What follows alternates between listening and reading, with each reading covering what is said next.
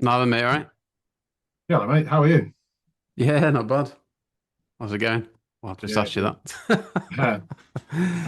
I should do the kind of obligatory centrist dad intro, which is it's bedtime for when my kids are going to bed about now. So if we get interrupted, I've told them not to come up. And I mean, one of them's 2 months old, so she probably won't. She probably won't find a way up into the loft, but just in case. I've heard it a few times on your show, people saying it's bedtime, kids might interrupt. So yeah, pre-warning, just in case. Yeah, all good, mate. Yeah. Whereabouts are you? I live in Ashford in Kent. I'm obviously not a native, but it's kind of where my life has ended up. Uh, yeah, um, yeah. Long story. Well, we might get onto that, but yeah, Ashford in Kent is home now, but Ah, Manchester okay. is place of birth. Yeah, whereabouts in Manchester? Way. That's obviously where I am now.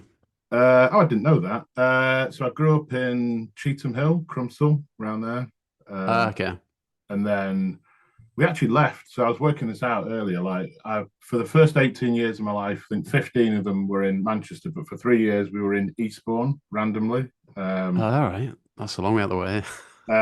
and then it was dad worked for the civil service and his job moved down south, and then an opportunity to come back came a bit later. So we came back, and when we came back, we were in South Manchester, like Cheadle way.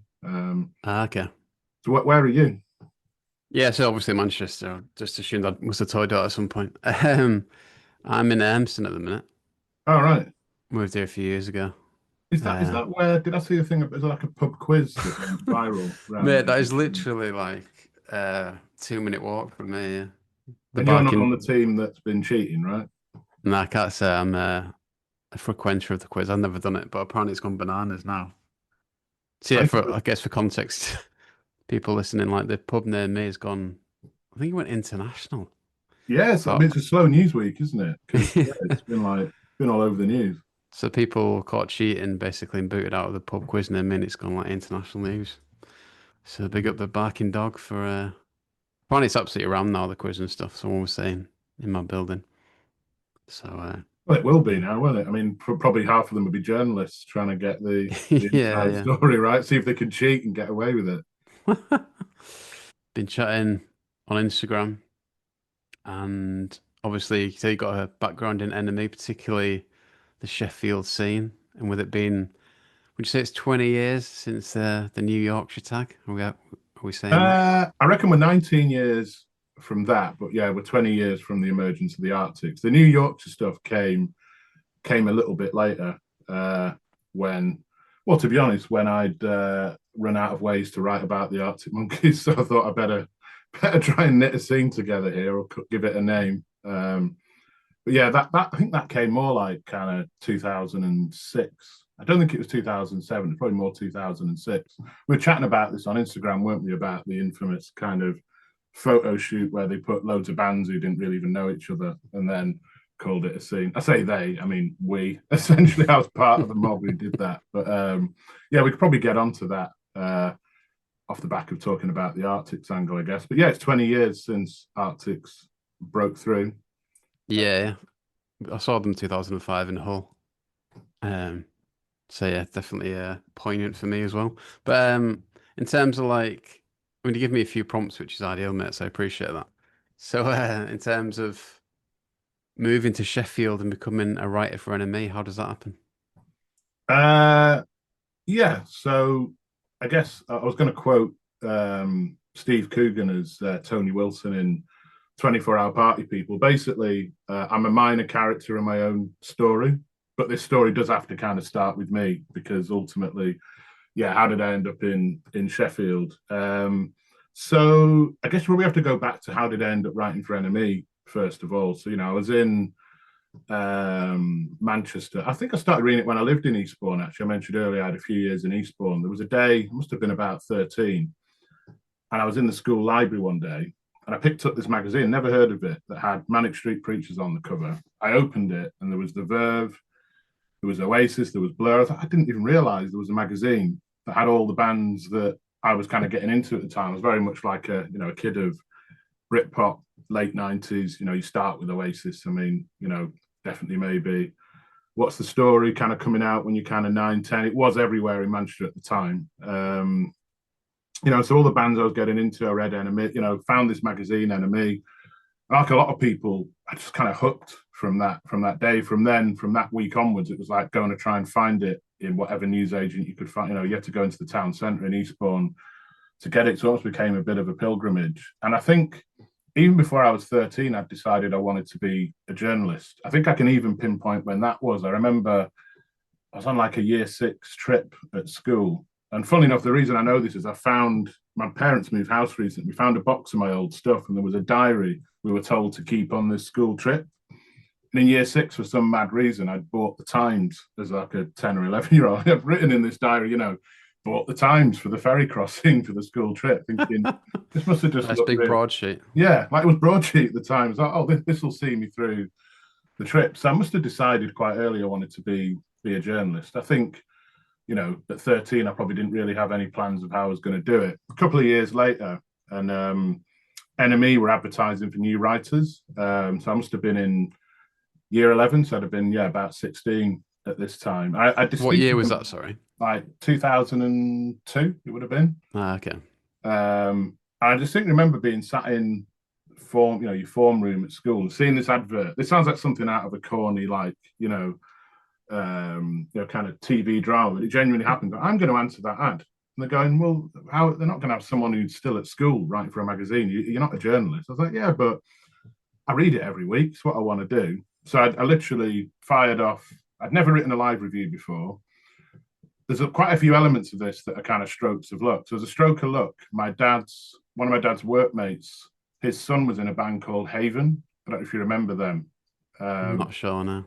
They were kind of like around that kind of Star Sailery, Coldplay, early 2000s, kind of quite serious blokes with acrobatic kind of vocals. They probably should have been bigger than they were. They kind of made top 40 with a few of their singles. So I went to go and see them and write a review. And I think it was lucky because otherwise I probably wouldn't have been going to, small venues at 16. And I think when then I sent that into NME and they saw that, they thought, oh, actually, there's someone here in Manchester who maybe could go and watch some of the smaller bands and keep an eye on kind of what's going on in the scene there. So I've never written a review before. I basically just copied whatever Mark Beaumont had written, a bit of Mark Beaumont with a pinch of Johnny Cigarettes, with a bit of Louis Patterson, all the top writers at the time.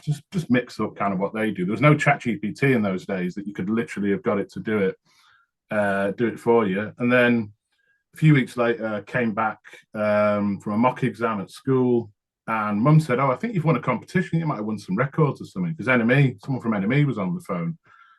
I was like, oh, well, maybe it's the job ad I answered. Didn't bother calling them back. Like, for whatever reason, I just didn't bother calling. The next day, phone rings again. Oh, it's James Oldham at NME. Wow.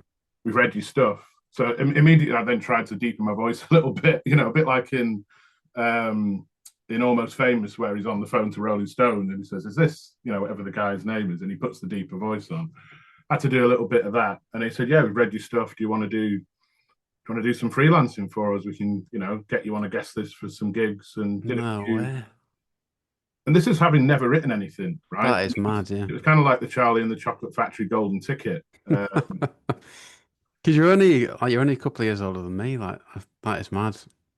Like I was 16 in 2004, so I can kind of, yeah, it just seems like a wild story so far. But I'll let you I go also on. I didn't have time to overthink it, if you understand Yeah. what I mean. Like, for some reason, the phone call came in and I went, well, yeah, of course, because it was a good review. Not with no kind of context of probably how many people had written in and all that sort of stuff. So then started doing some freelancing for them. They got a new live editor around the time, Pat Long, RIP actually, because he did pass away a few years. Huge influence on my career. And I think James Oldham almost passed me on to Pat as if I was a proper writer, as if like, oh, Pat coming in as a new live editor. Yeah, this is kind of our sort of Manchester reviewer. And yeah, just started doing live reviews. Then went to college and started thinking about university degrees. And it was just something I kind of did. I wasn't in every week at that point. I was probably in,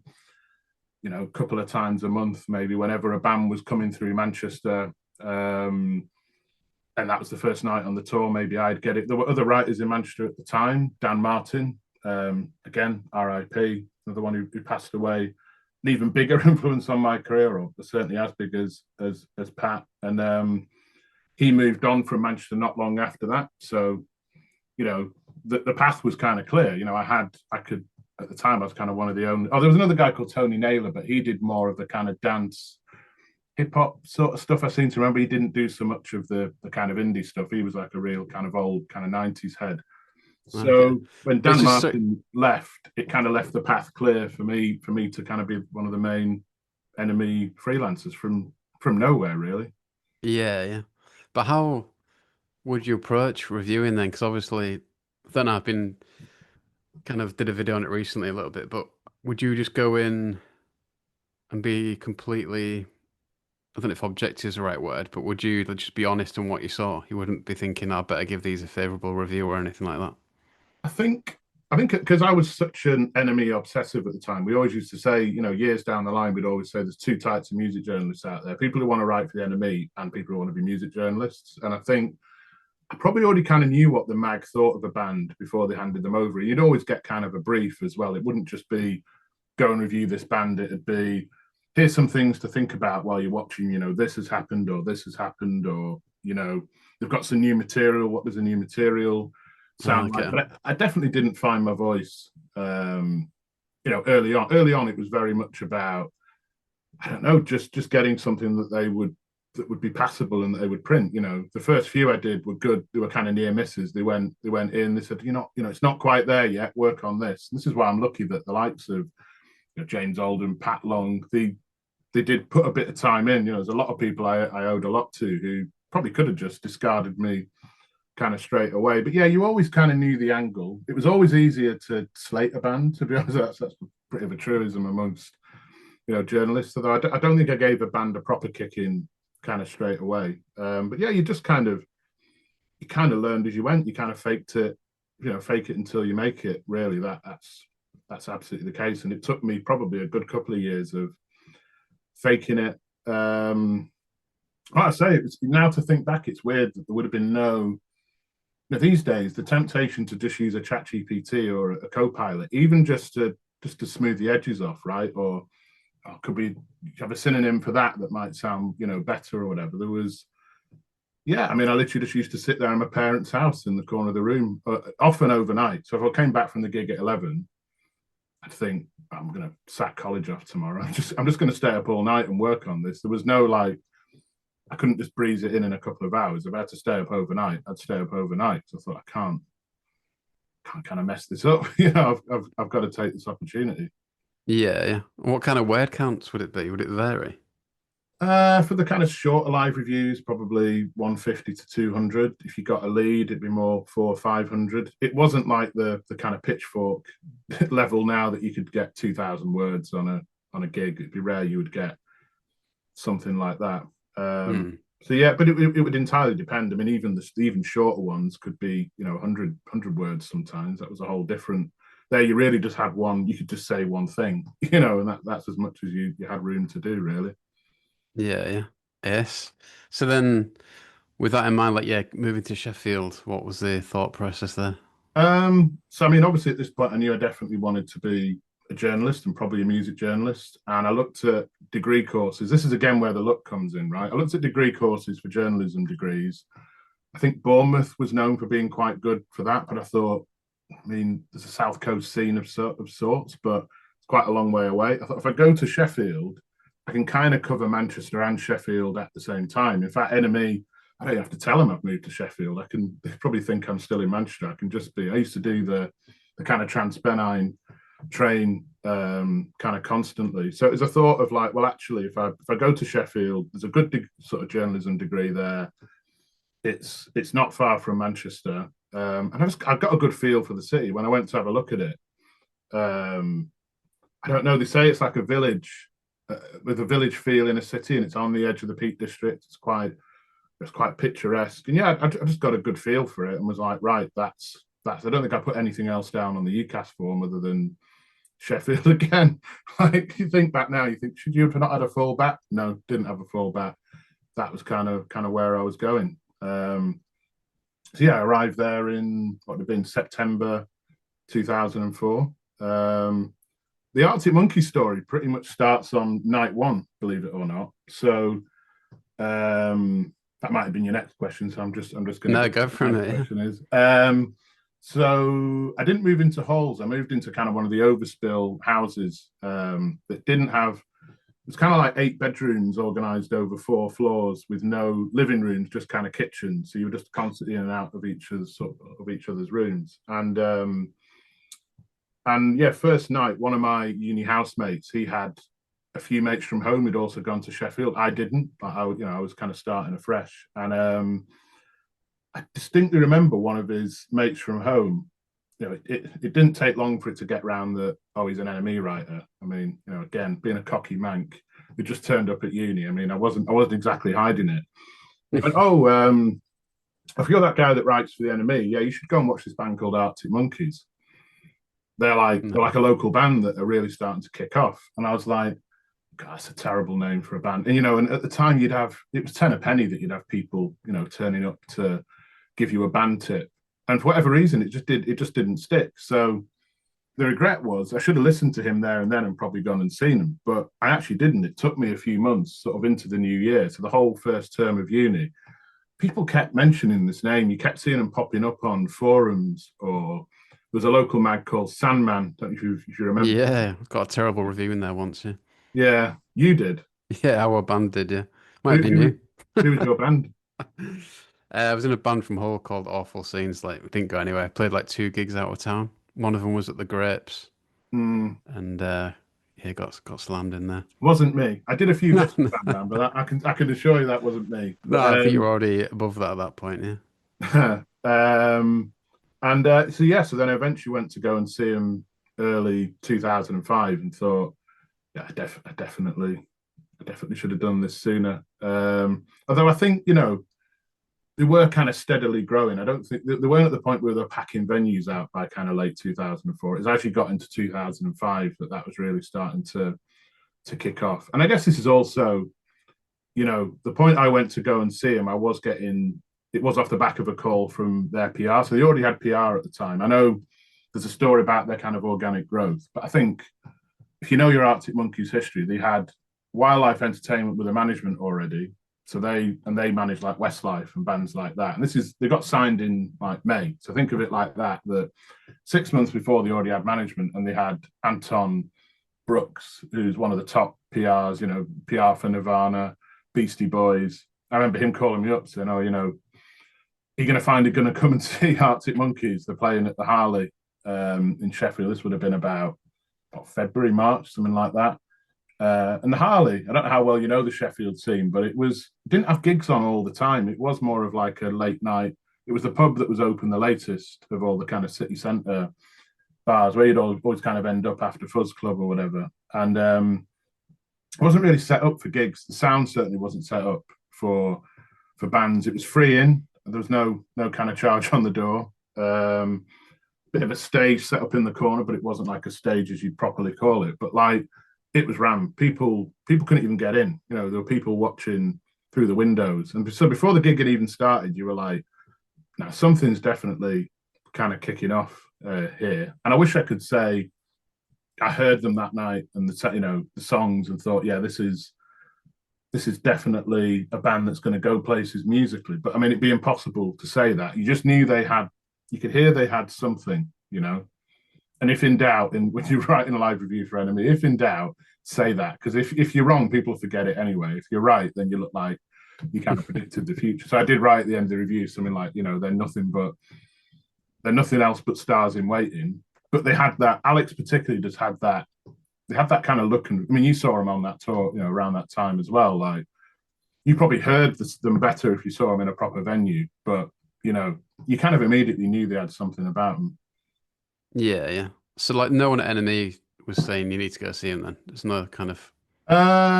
No, actually at the time, no, it was, I mean, it was more of I'd been speaking to the PR about them for a while. And I guess this is probably, I know you've had a few NME writers on, on the podcast before. I might just give it to you much straighter than probably any of them do. Like, 90% of writing for a magazine like NME, even if you're freelance, is not writing reviews. It's going out and seeing bands, having PRs on you about coming to see this band, coming to see that band, keeping your ear to the ground. And yeah, I've definitely been in discussion with their PR for just for a couple of weeks of like, oh, you're the guy in Sheffield. I'm sure you've heard the name. Are you going to come and see him, sort of thing? And got a review commissioned off the back of it. Again, just because of that, when people keep going on at you about this band, you keep hearing the kind of name here and there.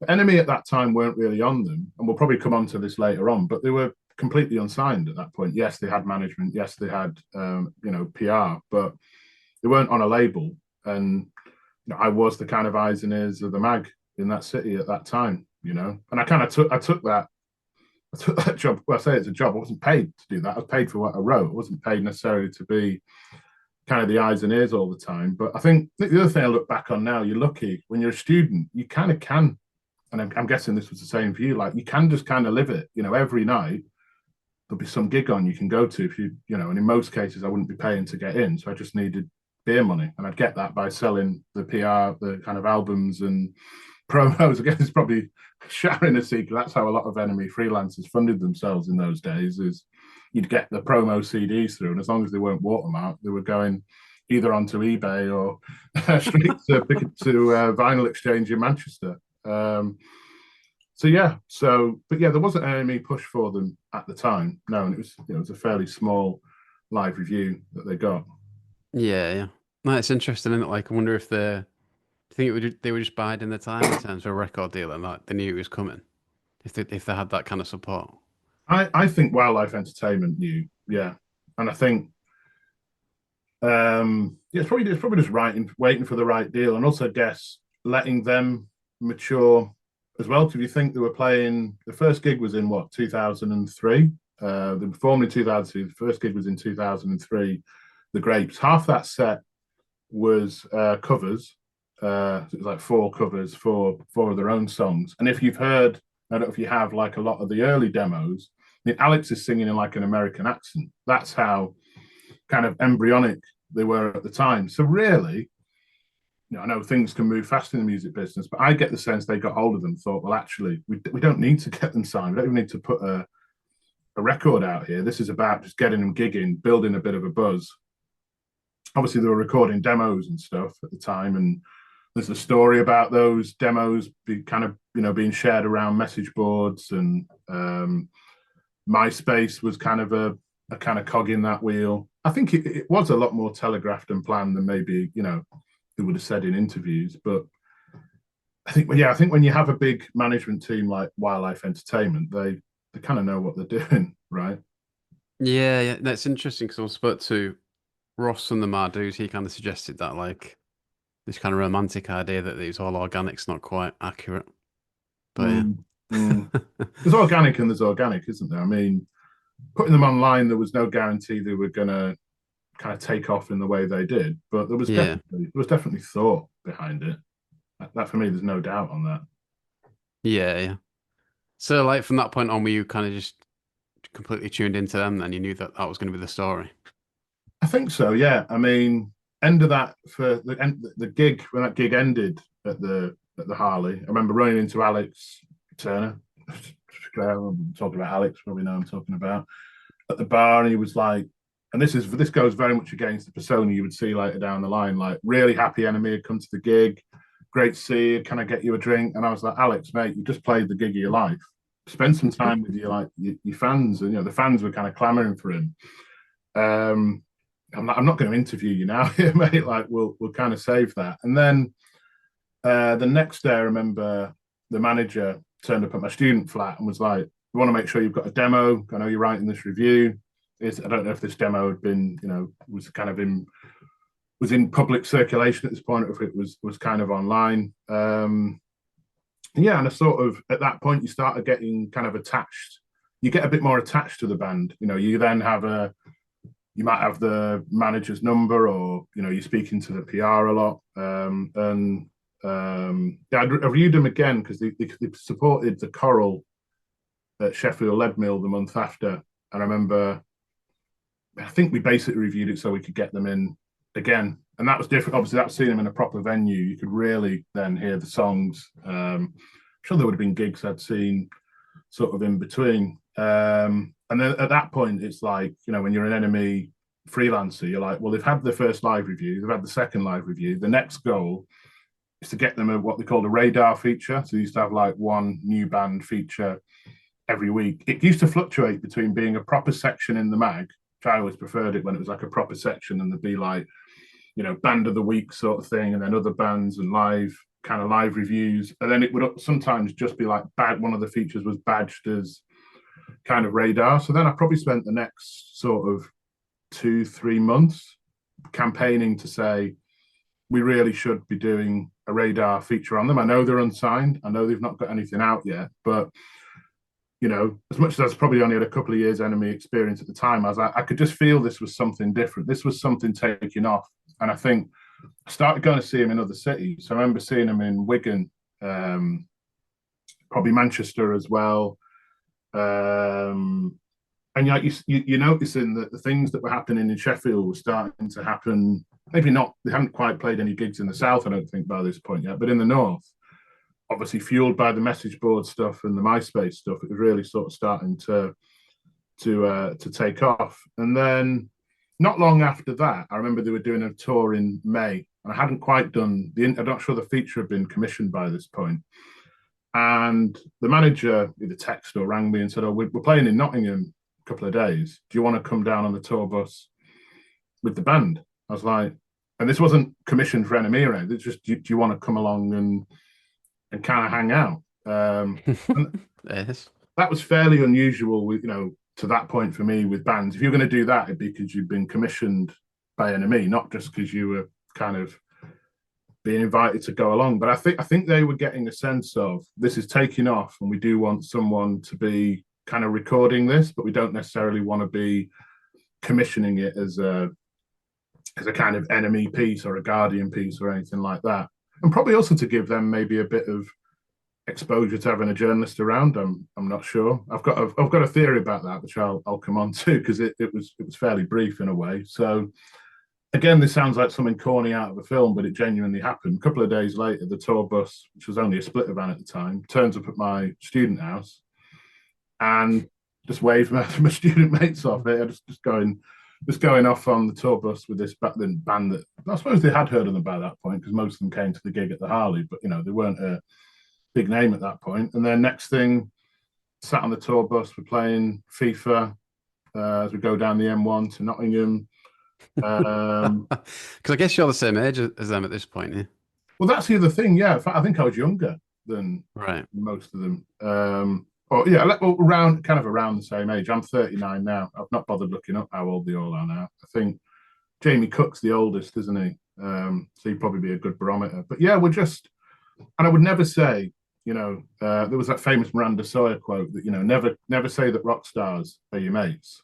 And I would never have said them were my mates at the time. But you're right, we were around the same age, we're probably into the same stuff. They hadn't become the cynics yet. That was a big shift that I saw. They weren't the cynic, they were just for normal lads who, to be honest, I probably would have got on with outside of being a music journalist and them kind of being in a band. So I mentioned playing FIFA or Pro Evo, whichever of the two it was. That was kind of the beginning of the end of me ever going on the tour bus again, because we got to the venue, we'd been playing kind of what the game was someone was playing someone else, and they started loading the gear in. I did help them with the gear, but before I helped them with the gear, I unpaused the gear. I did that classic thing, which you must have done back in the day yourself. I unpaused it, scored a couple of goals, and then paused it again, but didn't say anything about it. Just like, you know, years later, they said in NME interview, you know, you wrecked our game Pro Evo, and we never trusted you again. So they did kind of remember it. And I remember, you know, we went back on the bus that night, back to Sheffield, and I don't know, like months later, probably that, you know, I probably didn't notice anything at the time, but then I do think from that point, it's almost like the manager had said, "You've had a bit of a taste of having a journalist around now, but I don't know, like, you need to put your you guard up a little bit, and the guard was definitely up from there to the point that then I did get commissioned the radar feature, a couple of weeks later, and they were like different people. You know what I mean? There was so as soon as like you go from being just coming along for the ride and not doing the interview to then doing the interview, it's like they became quite different people. And I do, and there was some quotes from the manager around the time, I think, about how they've really got to. It's just got to be them four, and you can understand why, right? I mean, I remember during the interview them talking about, does fame scare you? Looking at what's happened to Say, and I'm looking at him now under your next to your arm, like Pete Doherty, seeing how fame's kind of chewed him up and spat him out, and you could definitely, I guess that's also being with someone like Wildlife Entertainment, right? There's a difference in being managed by people who manage Westlife and the crackheads that have managed Baby Shambles, right? Like you're going to get a different, probably a more professional standard of the kind of being looked after, right? So yeah, so then we did the interview. That was definitely. I mean, I learned some lessons during that. I mean, lesson one is always replace the batteries in your dictaphone. That was one thing I definitely learned. So we get there. So it was at their rehearsal space in Neep's End. So in When the Sun Goes Down, they talk about it changes when the sun goes down, and prostitutes hanging around and stuff like that. Like that was genuinely where their rehearsal space was. They did the photo shoot, which you'd normally do that kind of first, get that out of the way, and then do the interview. Put the Was dictaphone that down. sorry? Was that the photo shoot? I'm interrupting you. That's sorry, mate. No, Was that no, no. the Go on. was that the photo shoot that's like kind of you commented on recently that said you were there Yeah, yeah, with the yeah. England flag in the background? Yeah. So they're playing live, weirdly, and I've never got my head around this. So it's that one where they're in. I think Alex is in the pink Yeah. polo. They've got the England flag behind them, Yeah. Right. which I'm sure had nothing to do. It's got a very different connotation now, that hasn't it? I wonder if there No, was. they were everywhere. Like back then, they Yeah, were just everywhere, weren't they? Like when England were playing. that was football. That was when it was proper. That's when we properly owned the flag from a football point of view. It had nothing to do Yeah. with reform or any of that No, nonsense. I used to fly it during tournaments, definitely. Yeah. Oh, I would as well. I'd probably think twice about it now. Get the wrong idea. But yeah, it was that photo shoot. And the thing I remember the most about it was, well, two things actually. One, they were insisting they wanted to actually play live while they did the shoot. And they were really struggling to get the sound right. So, Alex would tune up and they'd start playing. Alex would stop them. I'd stop. And there's literally just me and the photographer and the band in the room. There's no one. I think the PR had even left the room at this point, thinking, "Who are you? Who are you?" I mean, the level of perfectionism, and I was like, you can't hear sounds in a photo. So it's fine. I'm not. I've seen you live a few times now. I know you're quite good.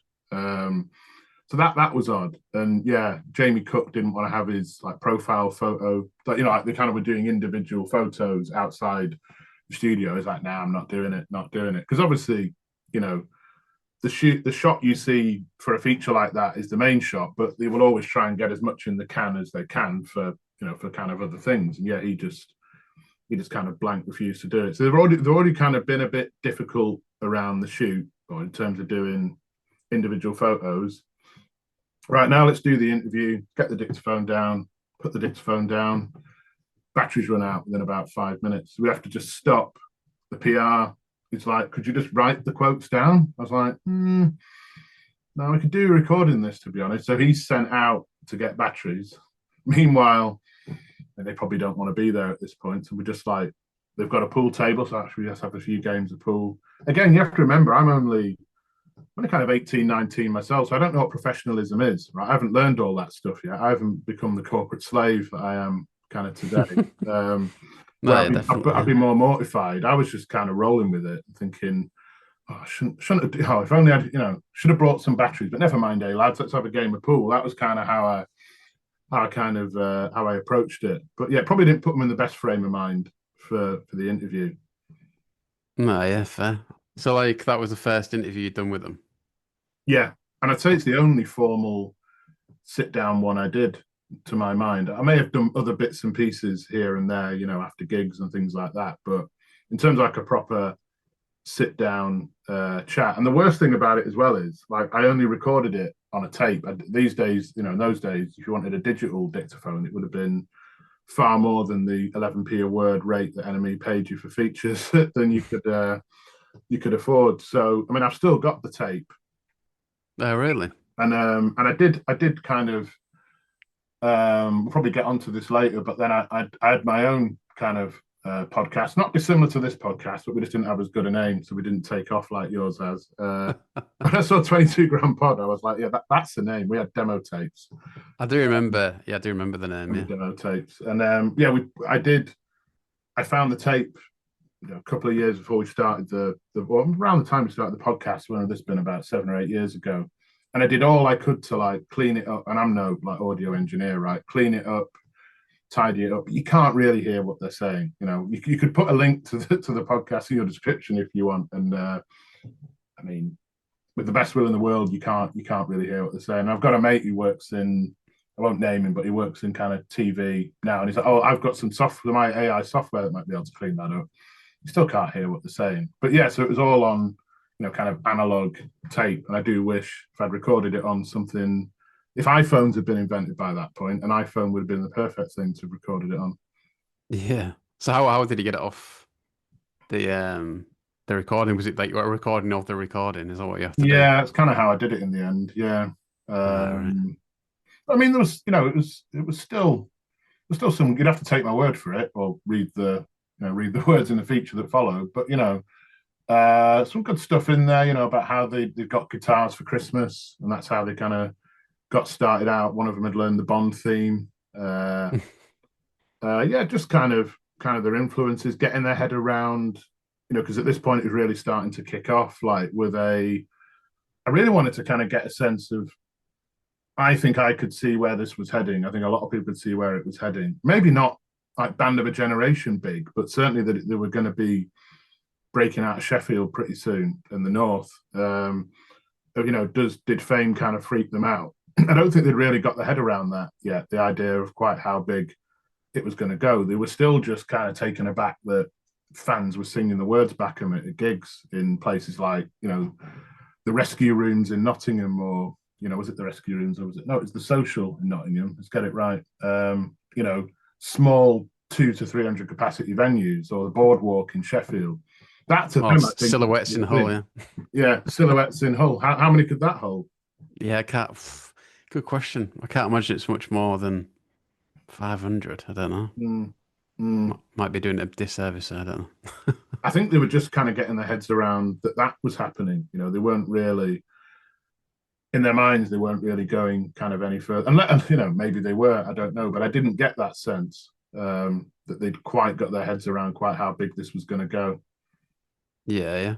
And then, yeah, good point to introduce kind of like Connor McNicholas's take on it. That you said he disagreed with the idea that Yeah.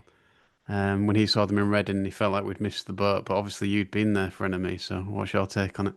Yeah, so I did chat to Connor about this. I ran into Connor a few weeks ago again, pretty sad circumstances, actually. So James McMahon, I don't know if he ever came on this podcast. Yeah, he did. He came on the pod, yeah.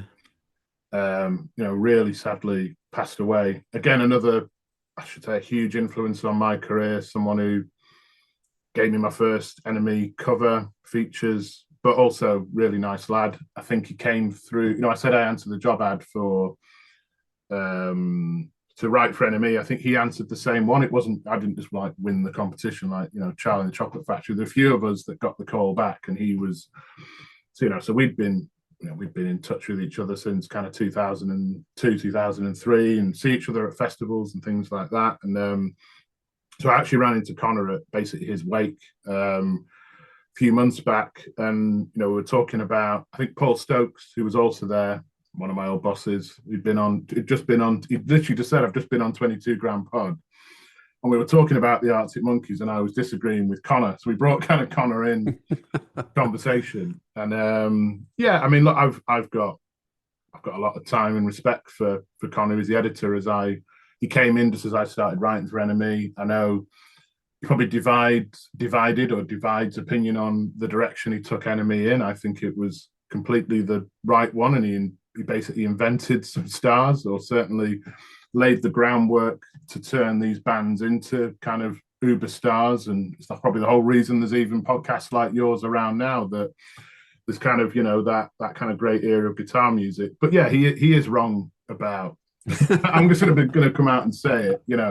For NME to be on a band before they've got signed, before they've put out, a single out where only the demos are being circulated, that didn't happen that often within NME. I think the first time he saw them was at Reading, playing, I think it was the Carling tent, the smaller, like the third or fourth stage it would have been at that time. And I think maybe that was the first time he'd seen them. And he looked at, I know he said on your show, like, oh, we've kind of missed the boat on this. And I had to like respectfully remind him, well, you had run a live review 6 months earlier. You had run a radar feature. They'd been in the mag kind of multiple times. That's, I don't know. Again, not many bands would we have kind of tracked them from that early on. I mean, I think he had a broader point to make as well about, the fans and kind of on, social media, or nascent social media at the time, had kind of taken over, and NME being the kingmaker and the tastemaker that it was. That was probably him seeing the beginning of the end of that. Or certainly when he looks back, he probably thinks of that as kind of, which I take his point on that, but I still think NME were on them pretty early. And look, if I'd listened to that lad who I spoke to on the first night at uni in September, we'd have been on them, 4 or 5 months earlier. Maybe they wouldn't have been ready for NME at that point, though. There was, at that time, you'd see bands and you'd think, yeah, they might be one to cover in NME, but they've not got enough songs yet. The worst thing I could do now would be to attach my name to this band or try and get them a review. If they get a couple more songs, you'd almost put a post-it note on them and say, I'll come back to you in a couple of months' time. So maybe it would have been too early for them, right? They maybe weren't ready for national fame 3 or 4 months before. But yeah, respectfully, and very respectfully, we've got a lot of time, and I owe Connor a lot for my career. So I want to be really clear on that. I respectfully disagree with Connor that NME had missed the boat on the Arctics. Yeah, I think what was his term? He said that the Arctic Monkeys killed NME in his view. But yeah, like you said, I think it's bit of a broader point. I don't know. That's a very Connor quote. I mean, it's almost like, and I told him this when I saw him at this meetup a little while. But I was like, I was almost playing like Connor McNicholas bingo, and like, one of them is like, this band killed the NME. If you can get him to say we own the scene, that's another kind of tick on the kind of bingo cards. It's a real kind of Connorism, but I don't quite. I think because that was 2005, and I mean the print edition of NME didn't close until what, 20? When was that? When did it go free? Probably 2014, 2015, something like that. So it had a pretty good run, had a pretty good 10-year run beyond that. I stopped working for them in sort of 2012, and it was still very much still sold copies on the newsstand every week when I was there. So, if it killed NME, it was a very, very slow death, and it's still going now as an online, it's still going strong as an online brand. Yeah. I find it interesting, like their relationship with, old NME. They don't really seem to acknowledge it. But I guess, I don't know, maybe for good reason. I don't know. Do you know what I mean? They don't really celebrate what it was like in the 2000s. They kind of like just focus on what they're doing now, which is understandable, obviously, but I don't know really. As in the NME itself doesn't really hark. Yeah, just like there's just no real kind of nostalgia from NME itself for that period, I don't think. Yeah, and it's an interesting point you make there, because I think one of the cornerstones of NME when I wrote for it was nostalgia for what NME had done the generation before. There was always that thing of like every generation of NME, every generation thinks the next one isn't as good as what they were. So the Britpop lot would have said, oh, it's better in the 80s, and the 80s lot would have said, oh, it was better in the 70s, and the 2000s lot would have said it was better kind of during Britpop. But I guess probably, and I'm not like some media commentator, so I could get this totally wrong now. But I mean, it was bought out by, I believe, like an Asian company.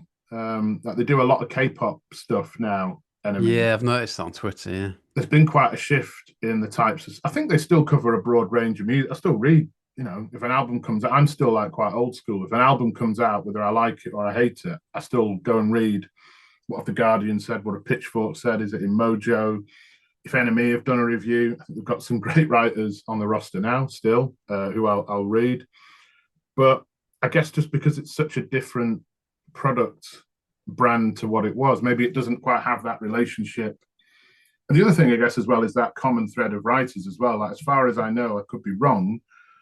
I don't think any of the generation that were, part of even the last like 5 years ago are still. Whereas in the old days, you'd have like a Mark Beaumont would be a good example, who maybe wrote in the current era, but would have also written in the era before. There were some of those long-standing writers that had been around for maybe done 15, pushing it 20-year stints in and out, whether they were on staff or they were freelance or whatever. Maybe they don't have that kind of continuity of writers now because what they cover is so different. Yeah, they probably don't have like an office community like it was back in the day either. Like everyone will be doing like remote working, I guess. I don't know. Yeah, I did. To be fair, one of my pals, I say that there's been no one kind of in a straight line. One of my pals who'd been on the news desk for a long time, and he was still doing shifts there until I think fairly recently. And yeah, like the days of NME having, they never had, when I was there, they never had a whole floor of any building, right? So when they're in King's Reach, you still had kind of NME, and then Loaded would be a few desks along, and Caravan Monthly would be a few desks along from that. Like, never had a whole floor, but they usually had a bit of an empire, like a corner of the office where, we're talking 7, 8, 9, 10 rows of desks, and the editors' offices over there. And I don't think they have that anymore. I think if they have it, it's probably like the IT crowd, right? It's probably just a few desks in a basement somewhere, if that, and probably run a lot. But we all work quite remotely now anyway, don't we? Those of us who do kind of office-based jobs, we're not all. No, definitely, yeah. I guess people like Andrew Trendle are kind of like the face of it now, aren't they, in terms of guitar music? Yeah, But yeah. yeah, that's interesting. So like from that point then, like you say, they kind of changed their attitude, Arctic Monkeys. Did they feel like, I don't know, like someone else's band at that point, from that point onwards, maybe? Yeah, I think that's fair to say. Now I look back, but even at the time, I probably realised that, by the October they got the first cover in NME. Tim Jones wrote that. Brilliant writer. I mean, best writer on the mag at the time, and everyone knew it. So when I kind of, again, saw quite a lot of gigs, festivals, one of those who kind of took me under his wing. And I reread his cover feature in preparation for this right earlier today. And yeah, that's the point where if you're a 19-year-old freelancer who's mainly just done live reviews, is, still in nappies as a music journalist, really, then when you're putting bands on the cover, they graduate to being interviewed by your Mark Beaumont, your Tim Joneses, and you kind of accept that's the way. It's a bit like, I'm trying to think of an analogy. Is it like a non-league football analogy or something like that? The player comes through the ranks, but then they kind of outgrow. I think it'd be a bit weird if I was turning up to do a cover feature when I hadn't really earned my stripes kind of at that point. as a feature writer, I'd only written one feature at that point, and that was the one on them. I think what you do at that point is you're like, right, who's the next one? And luckily in Sheffield there was kind of a production line of, and I think partly by design, partly because some bands definitely shifted their sound when they saw what was happening, but not all. If you think about the kind of ecosystem around the Arctic Monkeys, you've got Milburn, who, I wrote a feature with them not long after, and they, the headline was something like, the Arctic Monkeys supported us a few months ago, because it was that way around. Milburn kind of helped the Arctic Yeah, do you out. think people get that unfairly? I mean, I think I was probably guilty of it. Get that unfairly wrong about Milburn, is that they were kind of a copycat band to Arctic Monkeys.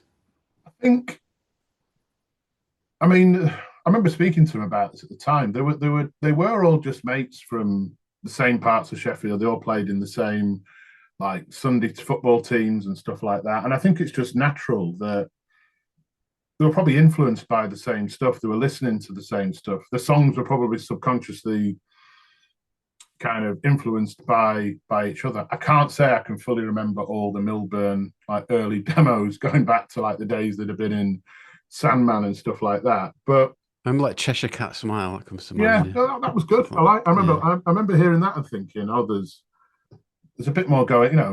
There are some other bands with songs that I think could get kind of national attention, but I think they were always weighed down by their Arctic Monkeys' best mates, and with all the will in the world, like they're not quite as good. Again, maybe it's that football analogy.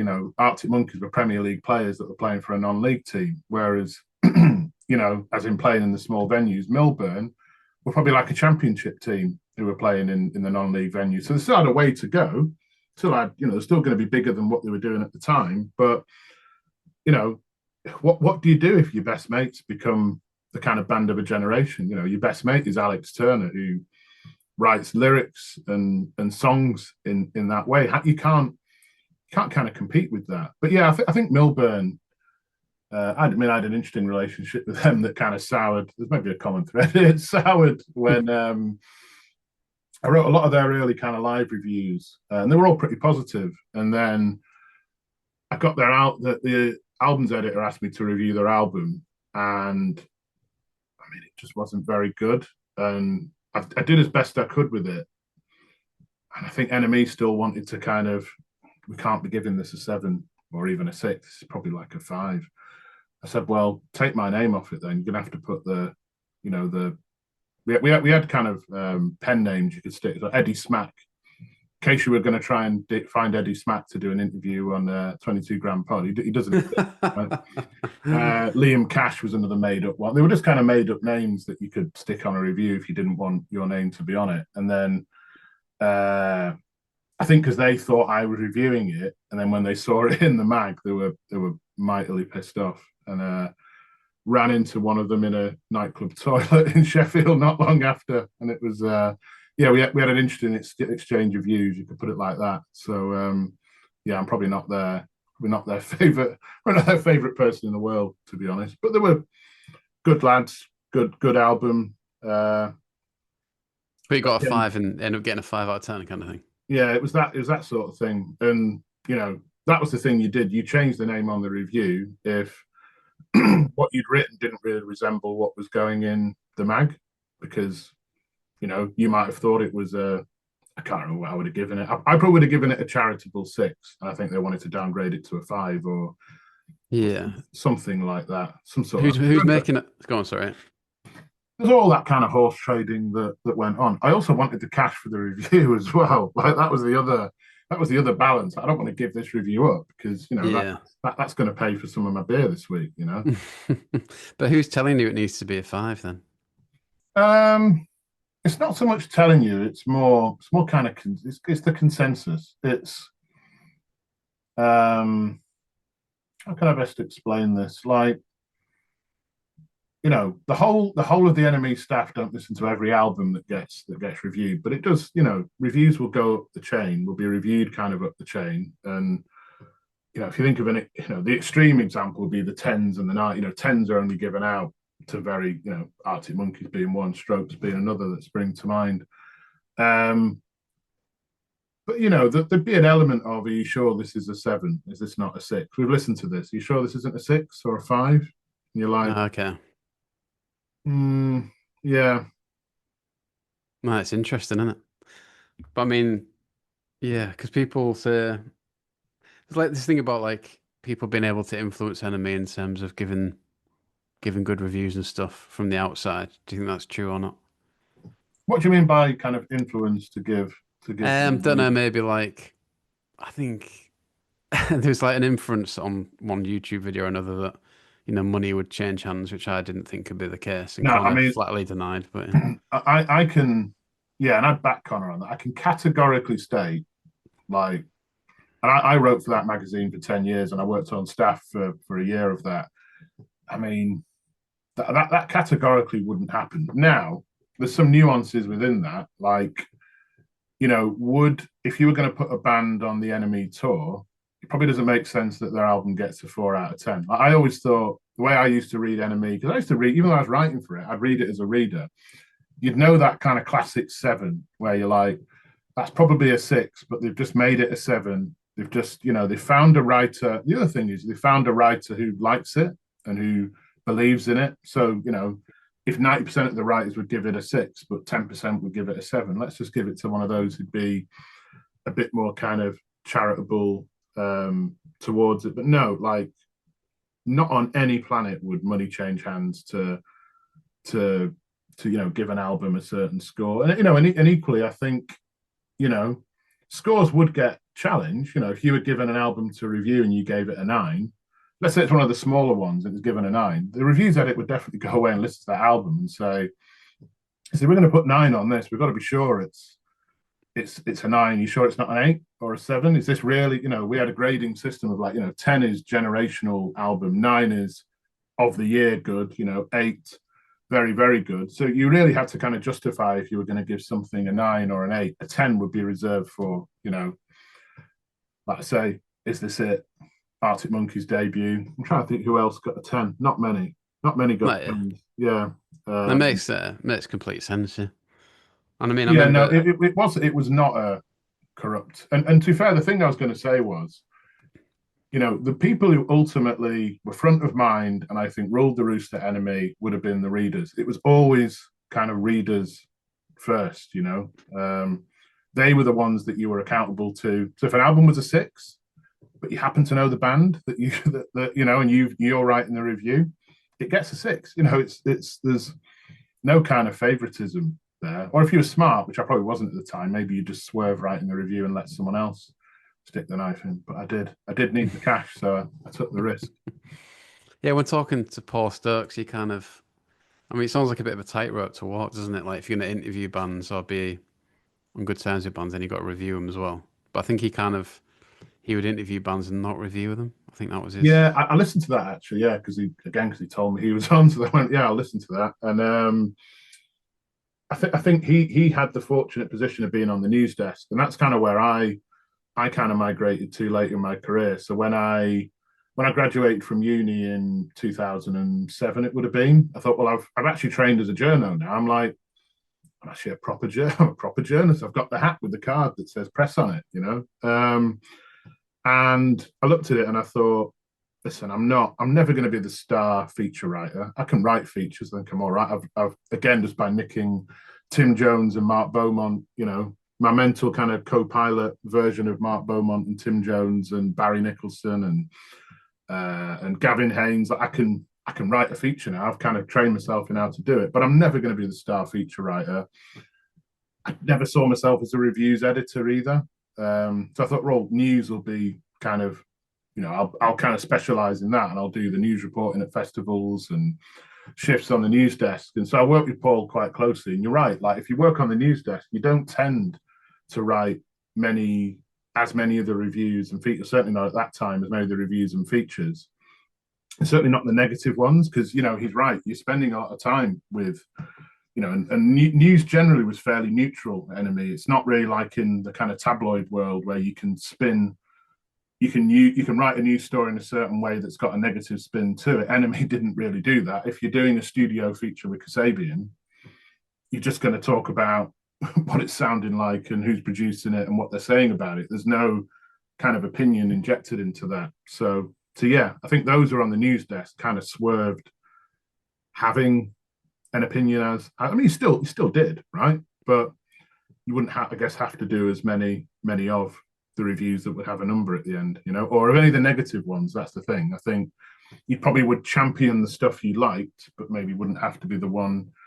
I used to love doing the twist the knife reviews. I can't lie, like it's a lot of fun. Obviously easy to do. Yeah, I was going to mention the one. I think Anthony Thornton talks about it, where I think was he reviews editor, Anthony? Yeah, he was Yeah. again big influence on my career. Great bloke. Yeah, he said about when the Raconteurs were booked in to do an NME tour, I think, and someone came in with a review of the album and gave it a six. I think Anthony was like, "Are you sure this is a six?" Mm, Because mm, it's like a big decision, and they're like, "Yeah." So they went with it, and then the next day, Raconteurs pulled out the tour or mm, something. yeah, But it it doesn't shows how like surprise me. the Yeah, effect of it and what has to like the thought that has to go into it, kind of thing. Yeah, yeah, no, absolutely. yeah, yeah. All right, mate. Well, let's move on a bit. I mean, yeah, this New Yorkshire tag then you've mentioned. Um, who came up with it? What was the what's the story? Bit of a consent. I guess it's a bit of a consensus. I kept going on about like New Yorkshire as in NU. And here's the thing: I don't think my brain had even made the link between New York and New Yorkshire. We were so used to just creating scenes that was like, oh, we'll just put the letters NU in front of it, and it's like new grunge or new psychedelic or whatever.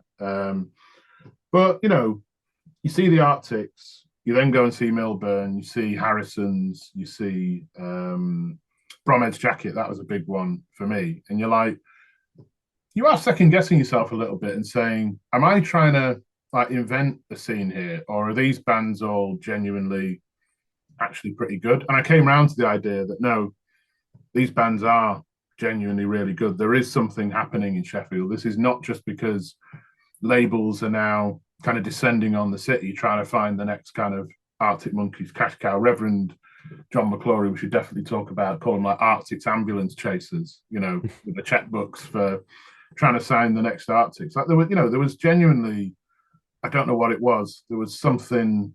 There was this group of bands who were definitely ready for national attention behind Arctics, and maybe it was just look, if Arctics had emerged from Leeds, I mean Leeds had its own thing going on, which we talk about, or Hull, maybe those cities would have also had that kind of group of bands ready to go, and it probably just accelerated their kind of their development. But yeah, I think the big one for me was probably going to see John McClure, who at the time was in a band called 1984.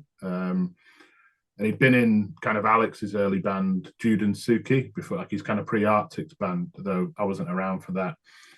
And remember seeing him and thinking, no, this guy, he's totally different to Alex in the Arctics, but he kind of reminded me of Ian Brown, with a bit of kind of Happy Mondays, bit of Stone Roses about him, bit of Liam even. So I remember I wrote a review of, I can't remember who it was now, someone else in Sheffield. It'll come to me. And his band were either supporting or they weren't even there. But I kind of used this review as a chance to say, Arctics are only the tip of the iceberg. Check out the Harrisons, Bromheads, and 1984. And Reverend split up 1984, allegedly. I think he told me this. He split them up because they've been mentioned in that review. It's like, we don't want to be a Sheffield, a kind of Arctic scene kind of band. We want to be kind of our own thing. So he, at the moment when, again, he said the Arctic's ambulance chasers were descending on Sheffield, he split the band up and started something kind of brand new in terms of Reverend and the Makers. Yeah, that's mad, isn't it? Like who's yeah, who's like in that period, like if getting mentioned in NME, the last thing you do is split up the band. I think it was completely, we should talk about them because I think it's completely the right thing to do. And actually, I nearly, I don't know if it's going too far, I nearly lost, let's say, NME career. Like I was a freelancer at the time, so I wasn't on staff, but like I nearly, they nearly stopped using me because I was banging on about this guy, the Reverend. I was like, look, Arctic Monkeys, they've emerged, they've gone big, but there's this guy who was in a band with Alex before. He's been involved in some of their songwriting, allegedly, but I think it was more kind of in a hip hop sense. They would work together, and he was a bit of a lyricist, and Alex maybe picked up a few things from him. I said he's like the glue that glues that, it's the glue that whole scene is kind of built around. And he formed the Makers. I went to some of the early Makers gigs, and I got, again, you're not supposed to make friends with rock stars. I got to know this guy pretty well, to the point that he'd occasionally turn up to my student flat with a guitar and just play for me and my mates, because it was the sort of guy he was. And it took me a while to get NME to agree to put him in. They put him in for like a live review. I was like, we've got to give this guy a feature because he can talk. I don't know if you spoke to John McClure, but I'm sure you've seen his interviews if you haven't. And like that guy can talk, right? I mean, he's a Yeah, but classic. he's not. Go on, sorry. Classic, put the dictaphone down and he'll do the work for you. You don't even need to. He'll interview himself, if you know what I mean. Yeah, yeah. He hasn't been on the pod, but we did support him in Hull. Mm. And I had a brief Oh, you chat should with him. absolutely get him in. And I mean, No, I've tried. Yeah, yeah. Busy bloke to be fair. yeah, I'll try and put a word in. I've not spoken to him for a few years. I can put a word in for you. Yeah, I thought maybe like, he'd be a good one for like doing a live show with or something, but but in I mean, Sheffield. that guy has got staying power. I mean, it'd be great for a live show, yeah. But he's got staying power. You know, there's still for the work for the arguments I used to have, and there were arguments with the features editors because this is when I've been at NME a few years by this point, right? So I'm getting features. I'd had a cover by this point, I think. So I've probably got a bit more. I've actually worked out to be a journalist, right? I've actually grown up and grown into the shoes sort of thing. It's like wearing your dad's suit when you're at. I wore my dad's suit to the school prom, and a few years later, it probably would have fit. It's a bit like that, right? Who did you have on the cover out of interest? What was that story? It was the enemy, as Ah, in yeah. yeah, Tom and Co. And this is genuine. This is like one of those, again, right place, right time. The same day I graduated from university, that cover came out. It's like, is it the degree certificate or the cover of NME that's more important to me today? But but yeah, yeah, John. It took a lot of work to get Reverend a feature, and I mean, once he did, he was never out of the mag for quite a number of years. And those who were kind of saying, I don't know, he rubbed people up the wrong way. And I've interviewed him on the Demo Tapes podcast I did, about this. That yeah, he was pretty outspoken. He's probably right on a lot of what he was saying. He wasn't right on everything, but he's right on most things he was going on about.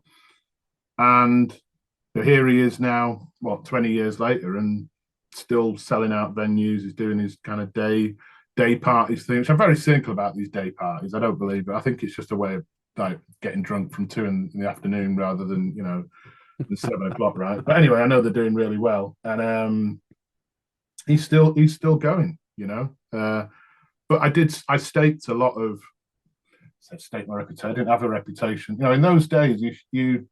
You definitely champion. I'm sure the other enemy people you've had on would tell you this. Like you champion bands, you attach your name to a band, and they kind of become your thing, and you get quite personally invested. Particularly because I spent a lot of time with him. He was one of those that would drop me a text, say we're in the studio this evening.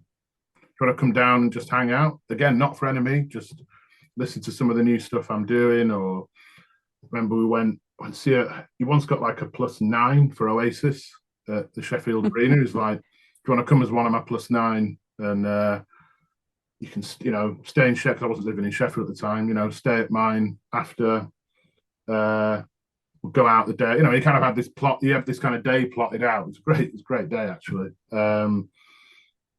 So yeah, I mean, don't make friends with rock stars. You shouldn't, right? But what is that phrase on?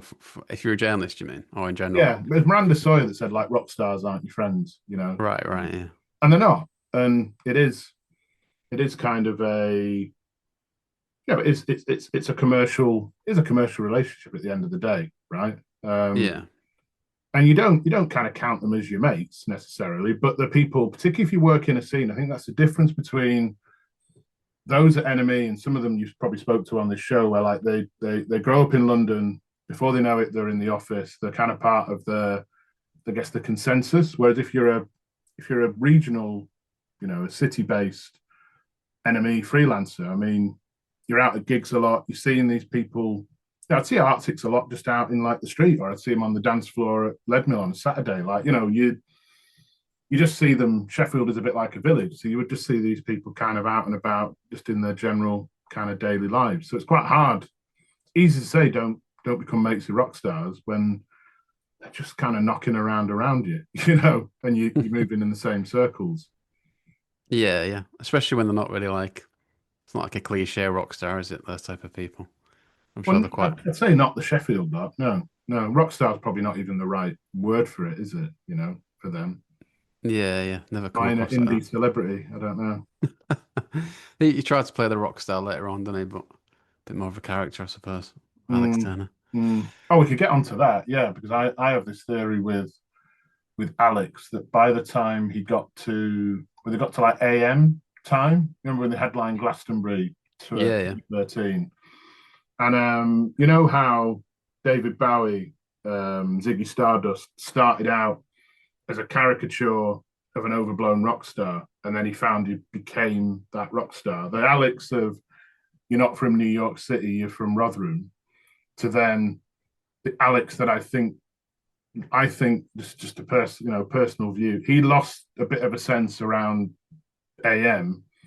Where was the line between, oh, I'm parodying what a rock star would do now, and he's actually become the rock star that he used to take the mick out of. And you even see that in like Last Shadow Puppets. That's even like that's a stage beyond, isn't it? You know, that's where he's totally kind of letting loose. And look, I mean, probably a good thing because artistically, just listen to the output of listen to how that band developed.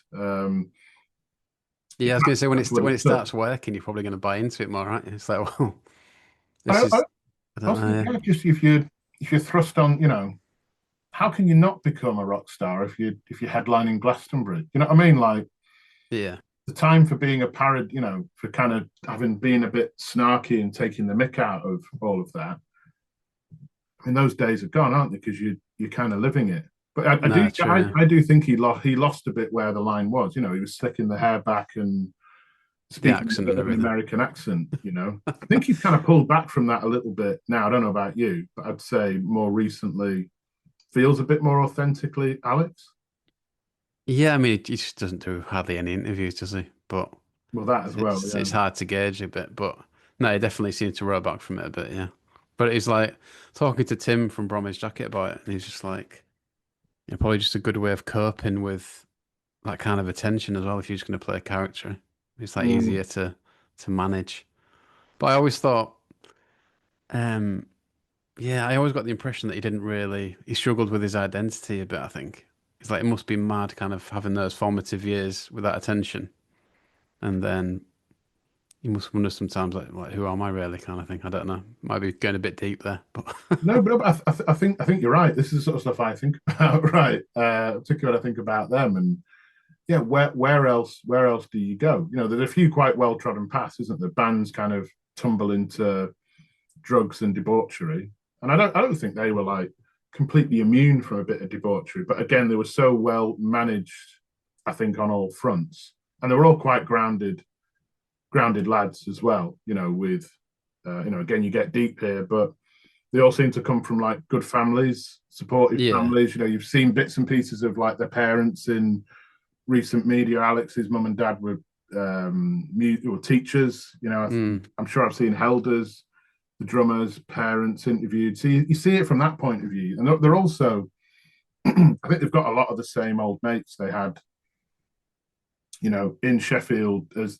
they kind of always had. I mean, there's even that weird quirk that they used to hang around with Andy Nicholson even after he left the band. yeah, I saw some. Was it literally yesterday? I saw a picture of Andy Nicholson and Nick O'Malley at Leeds Festival or something. Yeah.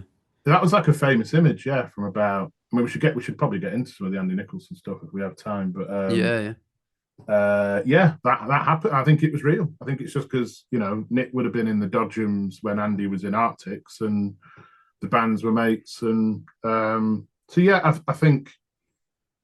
Look, I don't want to cast aspersions on other bands and their background. You read the Fat White Family, Lias's book, and you can kind of piece together why his life kind of went off the rails. Pete Doherty, can you kind of with the way his childhood was kind of he moved around a lot, and you know did that kind of contribute to some of the things he got into? I don't know. I mean, you still have people who have the inverted commas the perfect childhood who still have those sort of issues. But yeah, you can sort of see how they kind of remained grounded, and I think that was a lot to do with the management. But then I guess when you're seeing what's going on with the likes of Libs and Pete Doherty and stuff like that, like it's just, well, we'll do everything they're not doing, right? And we're going to manage this band by doing everything that their management aren't.